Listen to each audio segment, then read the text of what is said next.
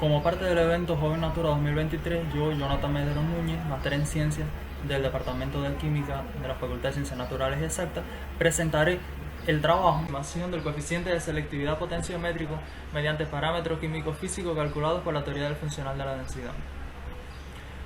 Un electrodo selectivo, o ESI, es un sensor químico que detecta la concentración de un determinado analito en el medio donde se quiera estudiar. Estos tienen la característica de ser pequeños, baratos y portables, lo cual facilita el seguimiento de una determinada propiedad en tiempo real, y esto es muy útil para estudios clínicos y medioambientales, donde se requiere generalmente este tipo de seguimiento. Uno de los parámetros más complejos de evaluar para un electrodo selectivo es el coeficiente de selectividad potenciométrico, del cual depende la respuesta de ese electrodo ante posibles interferentes de la señal que uno quiere cuantificar. Este coeficiente depende fundamentalmente de tres componentes. El plastificante, que es parte de la membrana y es como tal el que define la membrana. El ionóforo, el cual también es parte de membrana y es el que va a actuar de manera selectiva en el reconocimiento. Y el analito, o sea, la naturaleza del analito, porque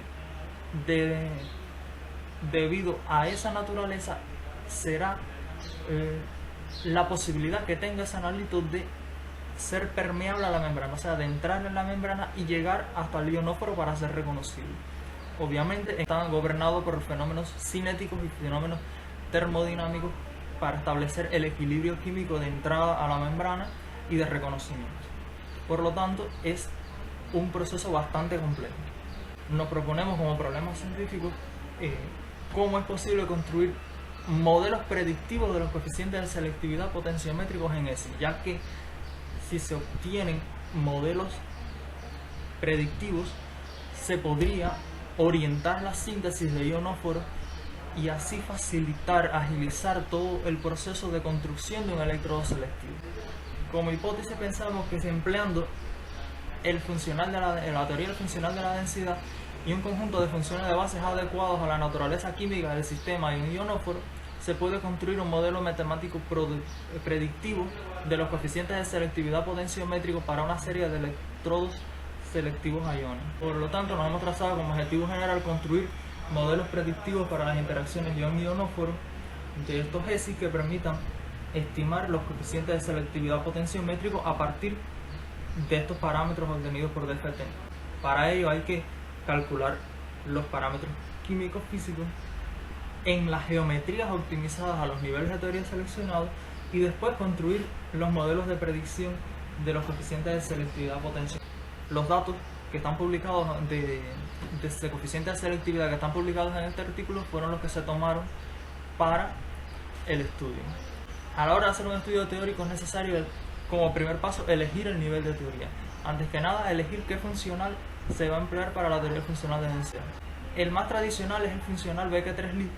Sin embargo, como estamos tratando compuestos metálicos, parece ser más útil el funcional M06L y por lo tanto fue el elegido para este cálculo. Como conjunto de base para la optimización se eligió la base de funciones 631G D para los átomos de carbono, hidrógeno, nitrógeno y oxígeno, y SDD para la parte metálica. Y para el cálculo de energía, bases mucho más grandes que incluyen más polarización y más difusión en las nubes electrónicas para asegurar que el cálculo de energía sea un poco mejor. En el modelo de solvatación usado para calcular energía e hidratación se utiliza el SMD en vez del Polarizer Continuum Model, porque el SMD está parametrizado para la energía de solvatación y precisamente para el uso de metales, y aún más que el funcional M06L se encuentra parametrizado para calcular con el modelo de solvatación SMD. Bueno, los estudios tomados como base se muestran que son estos dos ionóforos muy similares, solo se diferencian en el grupo que está sustituyendo a la tiurea, que sería en el primer caso el furoil y en el segundo caso el bencil. Y como es lógico pensar, ambos presentan similar comportamiento frente a los distintos interferentes, o sea, son electrodos selectivos a plomo, que presentan altísimos niveles de interferencia por plata, cobre y mercurio, y niveles de interferencia bastante grandes también por cadmio, lo cual es común en este tipo de electrodos. Los parámetros químico-físicos elegidos para simular, para construir los modelos teóricos, son los parámetros geométricos, las cargas NBO sobre los metales, la energía de unión, la energía de hidratación, las energías relativas, los parámetros de reactividad global y el radio iónico como parámetro experimental.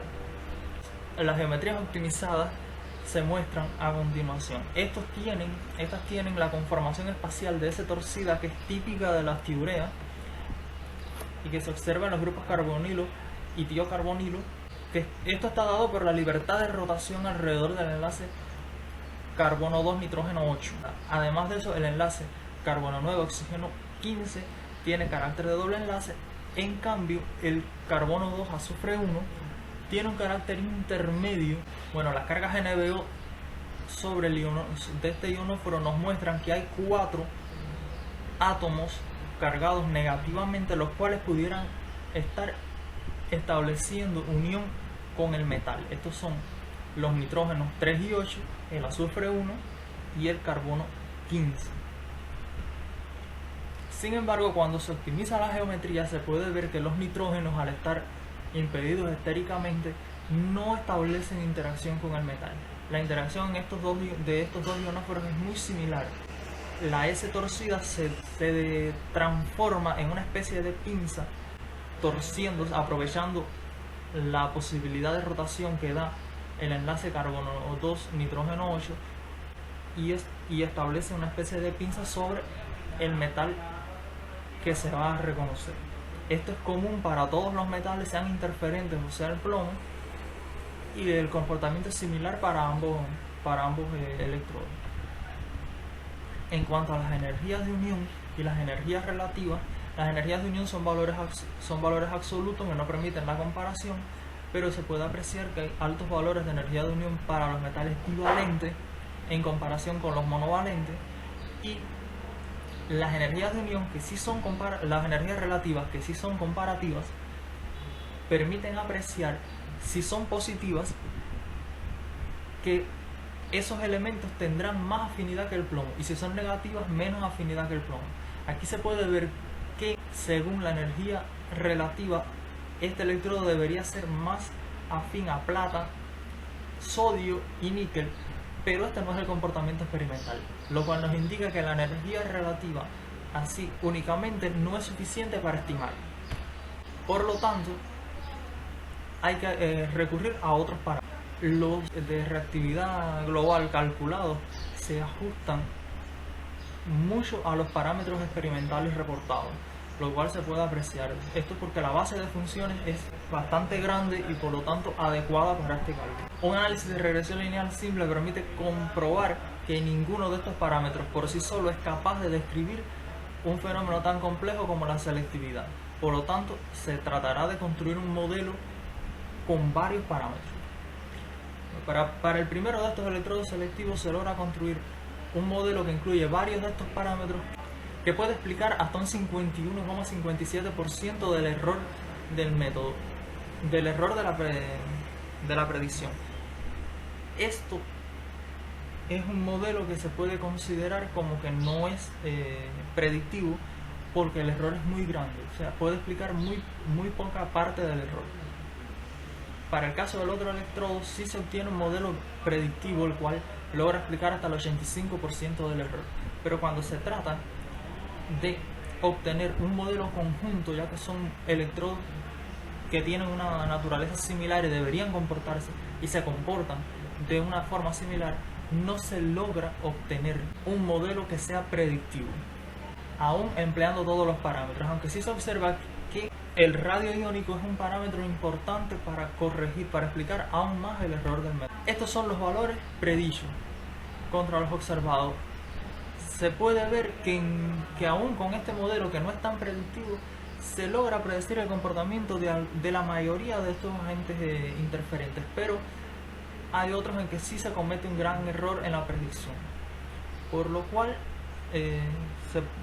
no se logra el objetivo principal de construir un modelo que sea matemáticamente predictivo. Se puede concluir que se obtuvieron resultados de geometría, energía y parámetros de reactividad global ajustados a los valores experimentales con los niveles de teoría elegidos. Con la metodología empleada no es posible obtener un único modelo de predicción de los coeficientes de selectividad potenciométrica. Y en todos los modelos predictivos está presente la variable predictora radio-iónico, lo cual supone la importancia de las interacciones interfaciales membrana-ion en los fenómenos de selectividad. O sea, que gran parte de la selectividad no solo viene dada por la afinidad ion-ionóforo, sino por la entrada del ion en la membrana. Como recomendación es explorar otras opciones de construcción de modelos predictivos como es el QSPR, combinado con mecánica cuántica, para incluir variables predictoras que simulen la interacción plastificante-catión y plastificante-ionóforo e incluyan características estructurales y ampliar el número de compuestos estudiados. Esto ya se ha ido trabajando y los resultados obtenidos sobre estos nuevos compuestos estudiados confirman que no es posible obtener con los parámetros de este estudio, no es posible obtener modelos predictivos.